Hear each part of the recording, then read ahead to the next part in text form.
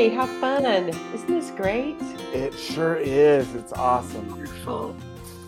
Hi, guys. Hey, Mary, Hi, great to Mary. see you. Hi, Gary. All right. I don't think, I'm telling you, I don't think I want to go to a convention anymore unless it's this way, you know? I mean, like, you know what? I'm barefoot. I've got pajama bottoms on. It's awesome, you know, and here we are. And I'm a presenter on the stage. How great is that, you know? Fabulous. Yeah. Hey, Lonnie, good to see Hi. you. Hi, Hey, am I- Eunice, welcome. What session? I'm in the wrong session. This is ministers. We're going to be targeting ministers and spiritual No, leaders. I'm supposed to be in with Stacy. Yeah. Bye, Oh, okay. Gary. Good to see you. Okay, glad you're here. You can. Okay. Rona, is that how you say your name? Yeah, that's right. Perfect. I'm Yeah. glad you're with us. This is the Ministers Roundtable on spiritual leaders. That's kind of the focus that we're going to be focused on. So, and I'm saying that because people can obviously they can go anywhere. So if they might be curious about what we're talking about. So if they're not ministers or spiritual leaders, so just want to make sure they know how we'll be targeting it. We have 20 minutes roughly. So I'm just going to open up to the planned discussion topics, but it really leaves you a lot of room to ask or talk about what you're dealing with now, and with the national events as well as global events and everything that we're experiencing. It's all impacting us tremendously, and we really can't parse out a piece or a slice of our life not addressing that context. So however it is you want to use this time, that's up to you. So I'm just going to just reiterate that what Mindy has suggested is that we talk about how we responded to the COVID crisis and the impacts it's had on your ministry, and maybe and maybe talk about it in terms of what's changed in changes, challenges, and cheers. That's how she has it lined up. Changes, what has changed for you? The challenges, what are your greatest challenges? And cheers, what has worked? What are your biggest wins from this experience? So whatever resonates with you, we're all ears and we're all going to benefit. You might notice the chat over to the right, the session chat, that will be confined to just us here. So you can add yourself in anytime you'd like to throw something in the chat. Anyone? Well, I'm Jane, and I'm in Central Oregon. I'm the minister there, and we've been doing spirit groups for quite a while, and we get to be on the stage this afternoon with a lot of the things we've been doing, so I don't want to necessarily repeat it here, but one of the areas that I feel is challenging is how like we've had a lot of people that have been trained as spirit group hosts over the years, but at any given time, it seems we can only get a few of them that want to offer a group. At least this has been recent. And I don't know how much of this is, it sounds like Stacy is maybe the full-time staff person that handles that. And so we have a volunteer who's doing many other things like going to ministry school, and having a business and being the head of our technology team. So it isn't like he's able to focus on that. And maybe that's a place that we need to look to grow. But people seem to have a lot of Zoom exhaustion, as somebody used the term, and hesitation. And I don't know how to get more people involved in it. We have a lot, but I just feel like we could do better, and I'm looking for ideas to how to spread that out more and get people to pay attention to it. What is the percentage, would you say, of your active congregants, and however you determine what that is, attendance or whatever, what percentage roughly would you say of your active congregants are involved in spirit groups or have been recently? Estimate. 2/3 maybe. Honestly, um, you're you're already doing great. I mean, 2/3. That is the you're moving the dial in your ministry by the things that they're experiencing. That's your mass, you know, and wherever their experience and what they're able to you know, develop and want to establish for your ministry or ask for is really going to be leading the direction of your ministry in that way. So you've got, what is that called? You're past the tipping point. Karen Tudor's dial says that. That's what I would say, is that you're really, you've got great engagement. Look for your leaders and listen to them. Or comments from anybody else. How are you handling the COVID response? What's changed? What is your challenge? What are your wins? Hi, Laura. Hi, Sherry. Glad y'all are here. Well, Okay. oh, go ahead. You can go. I was going to ask, you know, I'm a CSL minister in Palm Springs, and I've been in my at this location for 3 years. And in our organization, we did something similar called the meta model. However, what I've noticed is that it lacks the heart and the emphasis on connection that I've heard so far. And in this particular community, they did it prior to my arrival. I've done it in other communities, but it didn't have as much widespread acceptance.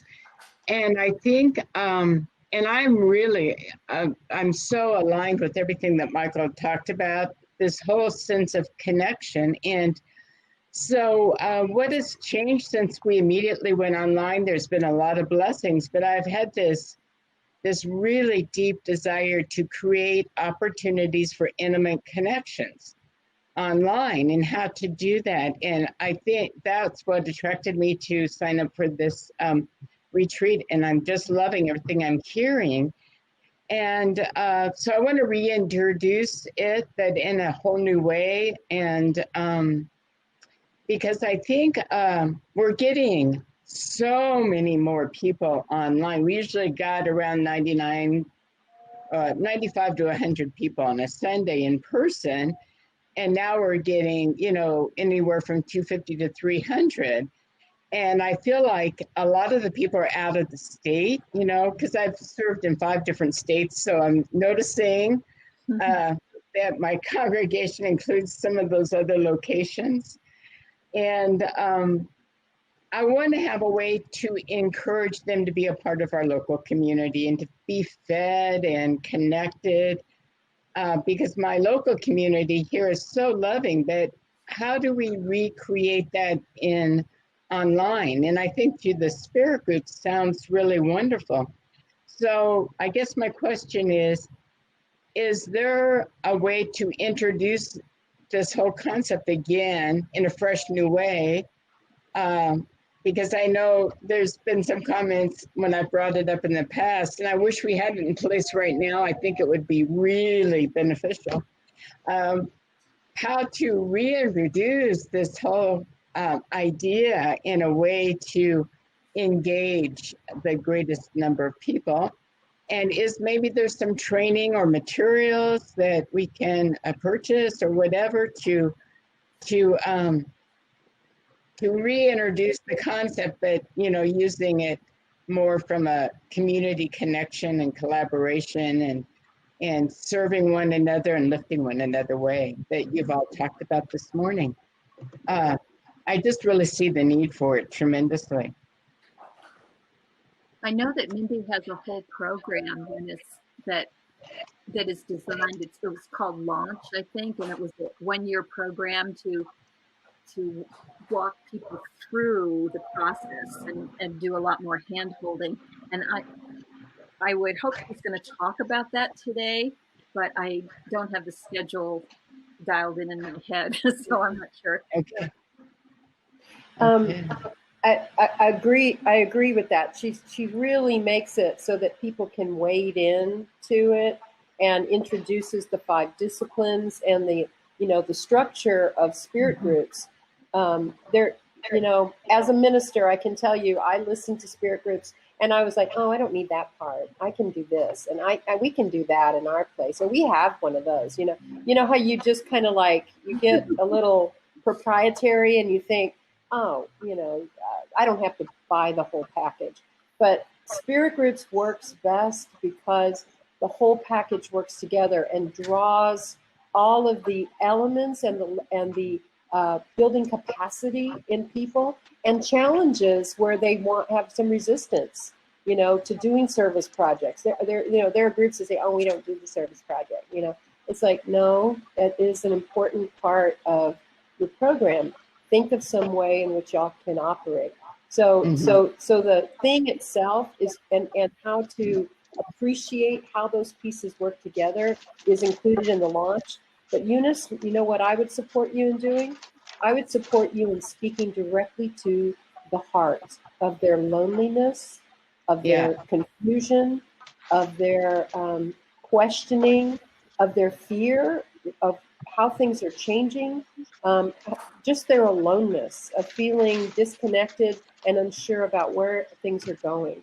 And how much more valuable would it be to have like-minded people gathering in this sacred place to get to know one another and to remember what our teachings are that will, bring us strength at this time, and make friends that you can reach out to during this time. And welcome and have your ministry be that fabric that they reach out to invest themselves. And then they'll see all the other things that you're offering or the ways in which you're being really uniting in community. That comes from you. And then anything that you use in spirit groups to introduce them, they'll be more open to. They don't need another program or another thing to click on. They need to know what you're offering them. And that's what you're offering them. Thank you. That's very helpful, because I think before we emphasize the structure instead of the benefits and the connection, and that's what's really being called for in this moment, is because my community, my local community, has been such a loving, connected, community, just phenomenal. But that's what I'm hearing so much now. People are feeling they're missing that connection so much, and there's such a longing.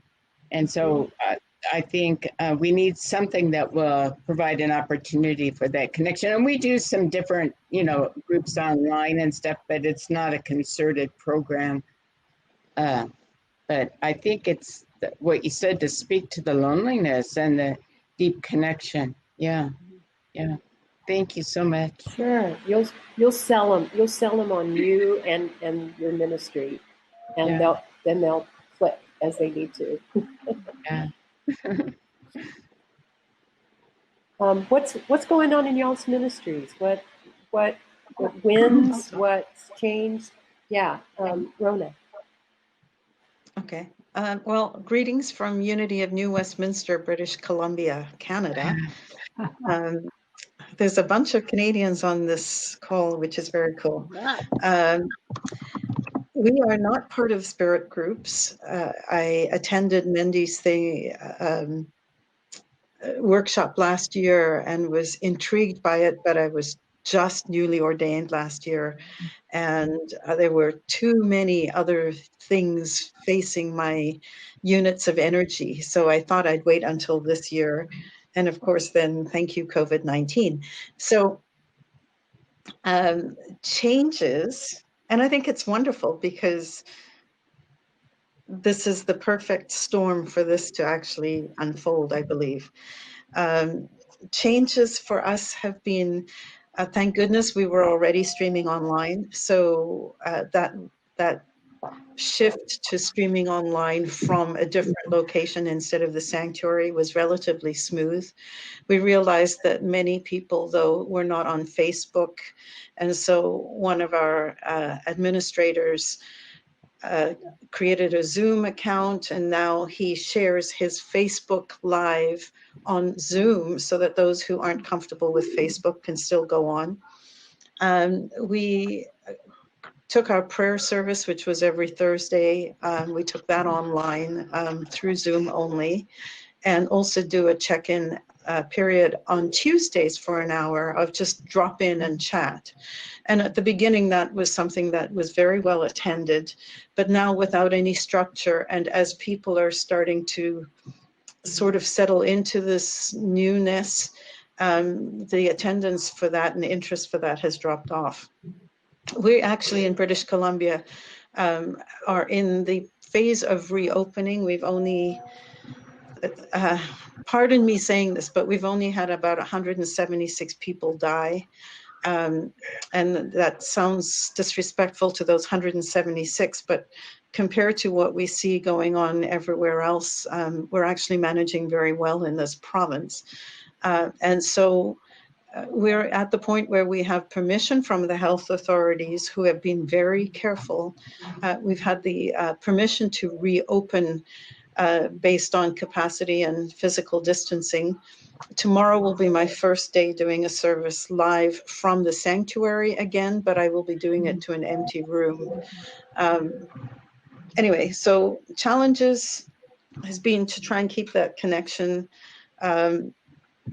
Cheers has been our ability to create teams to contact people, so everyone has had at least some connection with someone from their church.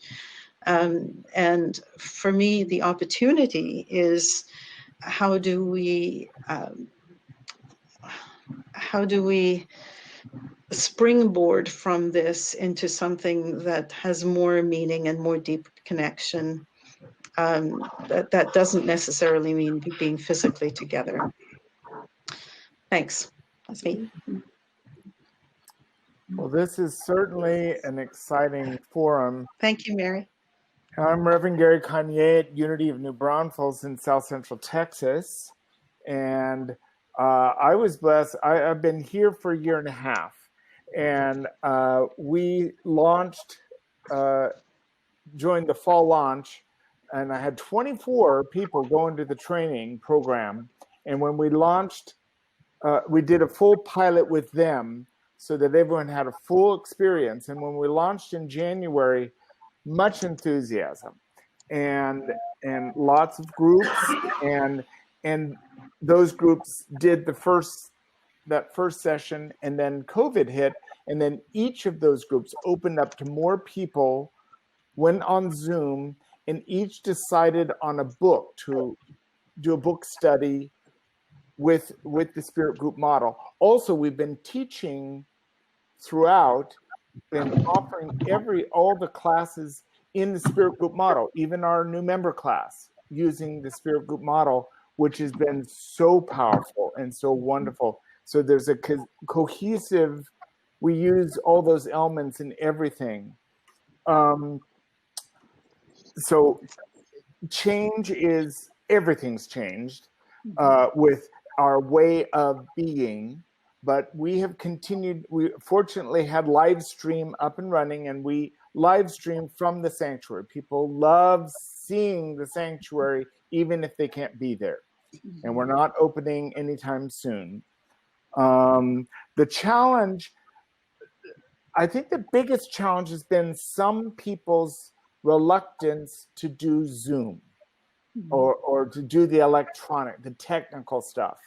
But there's even a team that's been developed to help people manage their resistance. And there's an amazing team of people who are available, whatever people's need is, like they need diapers, or they need a ride to the doctor, or they need to be picked up, or they need just whatever need. And so there's the prayer chaplains. I've been calling everyone to feel, what are people's need? And that drawing connection, we have a daily word wrap where it's led by different people each day, but just read the daily word and have really good conversation based on that content, and there's been really good connection. We also had a just non-formatted coffee and chat, which initially was very well attended, but as it went on, because it wasn't structured, it lost attendance. So we've become more affinity oriented. So we have a grief group, and we have the different spirit groups, and ways for people to connect.